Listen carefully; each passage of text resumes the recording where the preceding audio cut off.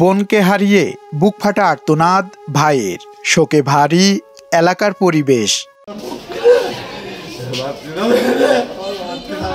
ঝিনাইদহের মহেশপুরে স্বামীর উপর অভিমান করে রেক্সোনা খাতুন নামের এক গৃহবধূ বিষপান করে আত্মহত্যা করেছে।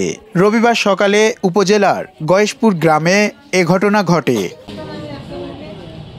স্বজন ও স্থানীয়রা জানান, 4 বছর আগে তাদের বিয়ে হয়। রেক্সোনার সঙ্গে স্বামীর দীর্ঘদিন ধরে দাম্পত্য কলহ চলছিল।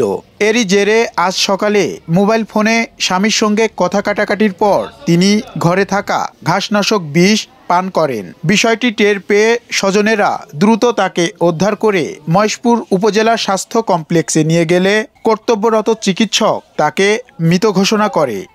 8টার সময় আমি মনে করেন বাসাতে ওদের বাড়ি এসে ওদেরকে রান্না করছে। এই তা কার কি হয়েছে আমি দেখিনি, আমি কি বলে এসে দাঁড়াইলাম।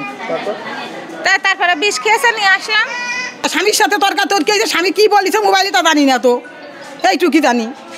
রেক্সোনা খাতুন মহেশপুর উপজেলার গয়েশপুর গ্রামের হাবিল শেখের মেয়ে ও ধান্যহারিয়া গ্রামের আলমগীরের স্ত্রী। এমআর রাসেল, কাগজ টিভি।